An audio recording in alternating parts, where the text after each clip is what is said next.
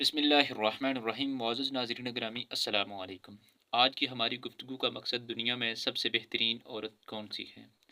میرے آقا صلی اللہ علیہ وسلم نے فرمایا، سب سے بہترین عورت وہ ہے۔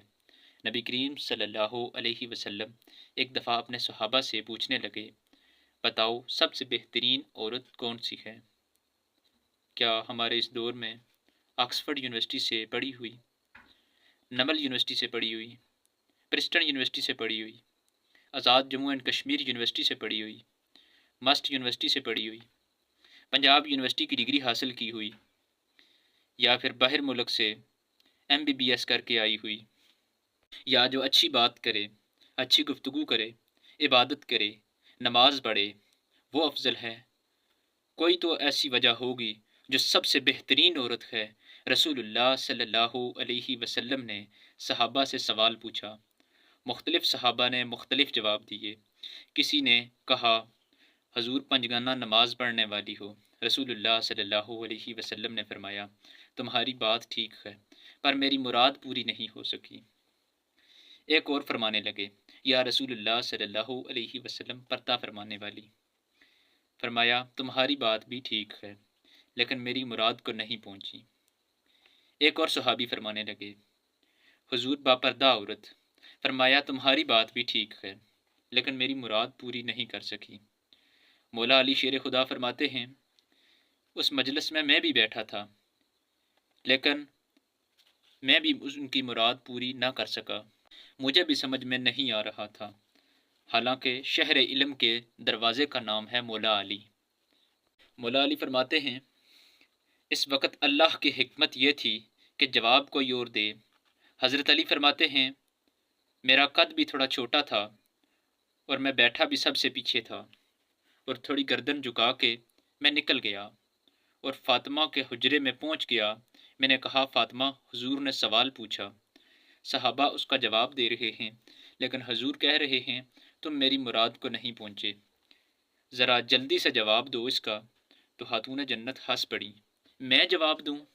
اور وہ بھی آپ کو میں جواب دوں؟ حضرت علی فرمانے لگے، ہاں جواب دو۔ فرمایا، کیا؟ فرمانے لگے، سب سے بہترین عورت دنیا کی کون سی عورت ہے؟ جناب فاطمہ کہتی ہیں، سادہ سا جواب ہے، لیکن آپ کو آیا کیوں نہیں؟ فرمایا، بتاؤ۔ تو حضرت فاطمہ فرمانے لگی، دنیا کی سب سے بہترین عورت وہ ہے، بہترین بیوی وہ ہے جس کو کسی غیر محرم نے کبھی نہ دیکھا ہو اور نہ اس نے کسی غیر محرم کو کبھی دیکھا ہو۔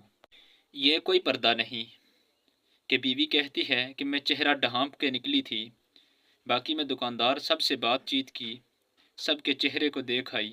حضرت فاطمہ نے بتایا، تیری آنکھوں کا بھی پردہ ہے۔ ایک اور روایت ہے، حضور نے حضرت عائشہ صدیقہ ام سلمہ سے کہا کہ عبداللہ ابن مکتوم نابینا آیا ہے، تو پردہ کرو۔ تو یہ نابینا اس سے پہلے سیرت نگار نے لکھا ہے کہ ایک دن اس سے پہلے حضرت فاطمہ کے گھر چلے گئے حضور کے ساتھ، تو نبی کریم صلی اللہ علیہ وسلم جب ان کو ساتھ لے کے گھر میں داخل ہوئے تو جناب فاطمہ نے آنکھیں جھکا لی، پردہ کر لیا۔ حضور صلی اللہ علیہ وسلم نے فرمایا، بیٹی وہ تو نابینا ہے۔ عرض کرنے لگی، حضور مجھے تو نظر آ رہا ہے۔ یعنی حضور نے جس بات کو کہا وہ بات بعد کی جناب فاطمہ کا جو انداز ہے وہ نرالا ہے۔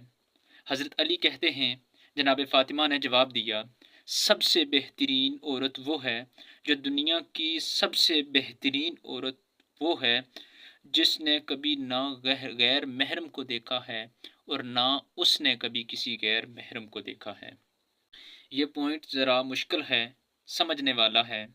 حضرت علی فرماتے ہیں، میں نے گردن جھکائی اور بیچ میں جا کر بیٹھ گیا۔ حضور نے پوچھا، آتا ہے کسی کو جواب؟ میں نے ہاتھ کھڑا کیا، حضور آتا ہے۔ تو حضور مسکرائے، فرمایا، چل بتا۔ میں نے کہا، حضور بہترین عورت وہ ہے کہ جس نے کبھی کسی غیر محرم کو دیکھا نہیں اور نہ اس کو کسی غیر محرم نے کبھی دیکھا ہو۔ حضرت علی فرماتے ہیں کہ حالانکہ شاباش مجھے ملنی چاہیے تھی۔ حضور صلی اللہ علیہ وسلم مسکرا پڑے، فرمانے لگے میں نے پہلے ہی کہا تھا، فاطمہ بدعۃ بنی، فاطمہ میرے جگر کا ٹکڑا ہے، میں تو پہلے ہی کہہ رہا تھا، میں نے تو پہلے ہی کہہ دیا تھا۔ تو صحابہ میری طرف دیکھنے لگے کہ یہ تو تعریف فاطمہ کی ہونے لگ گئی ہے۔ تو میں نے کہا یہ وہ محبوب ہیں، یہ اللہ کے وہ محبوب ہیں جسے اللہ نے کوئی پردہ نہیں رکھا، سارے پردے کھول لیے۔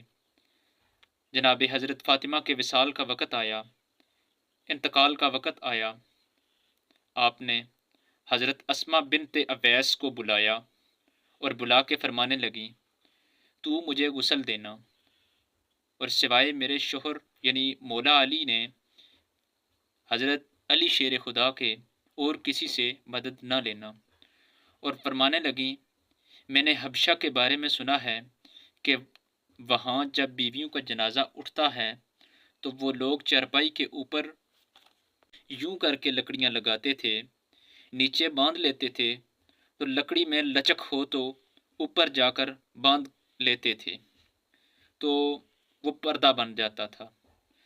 فرمایا میں نے علی کو بھی بتا دیا ہے، تمہیں بھی بتا رہی ہوں کہ جنازہ میرا رات کو اٹھانا اور لکڑیاں لگا کے اوپر پردہ کر لینا، میرے وجود پر پڑی ہوئی چادر پر بھی کسی کی نظر نہ پڑے، رات کو جنازہ اٹھانا اور رات کو مجھے دفن کر دینا۔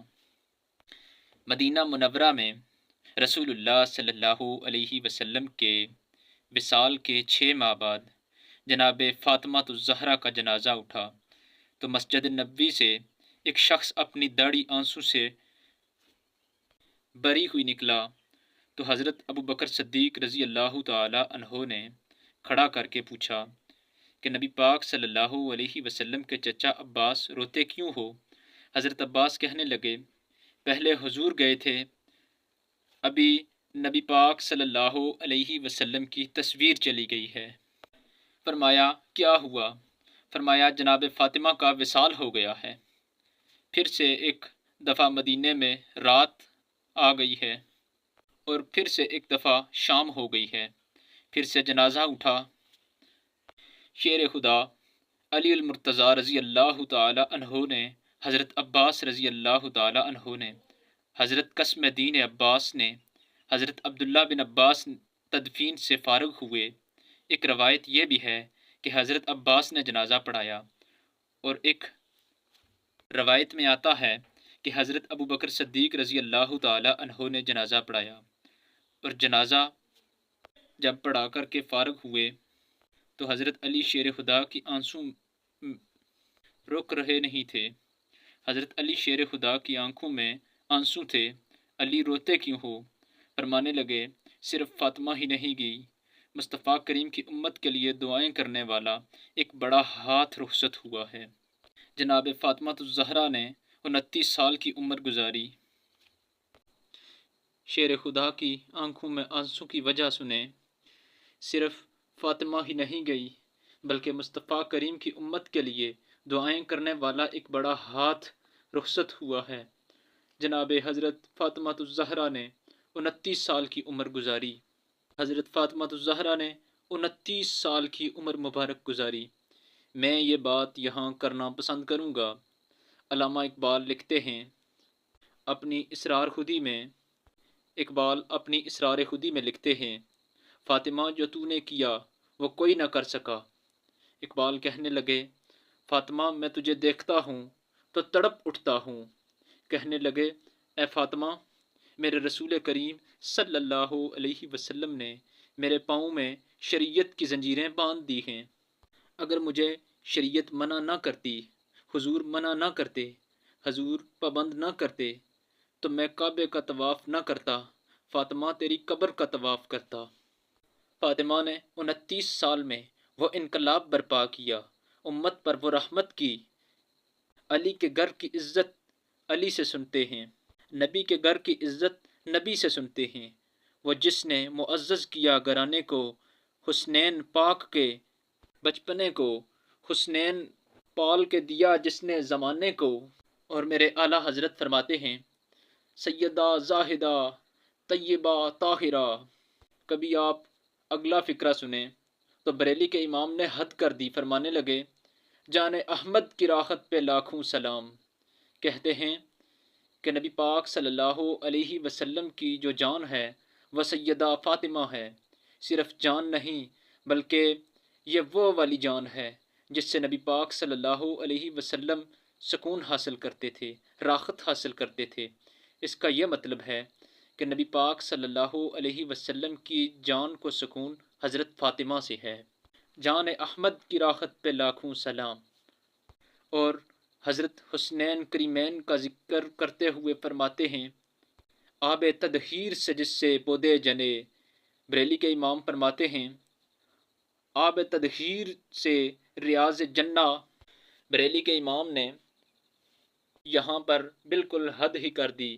بریلوی کے امام فرماتے ہیں آب تدہیر سے جس سے پودے جنے، اس ریاض النجابت پہ لاکھوں سلام۔ جان احمد کی راحت پہ لاکھوں سلام۔ آب تدہیر سے جس سے پودے جنے، اس ریاض نجابت پہ لاکھوں سلام۔ میں امید کرتا ہوں آپ کو آج کی ویڈیو پسند آئی ہوگی۔ گزارش کرتا ہوں کہ اس ویڈیو کو لائک کریں تاکہ باقی لوگ بھی یہ ویڈیو دیکھ سکیں، اور ہمارے چینل کو سبسکرائب بھی کریں تاکہ ہماری اگلی ویڈیو آپ تک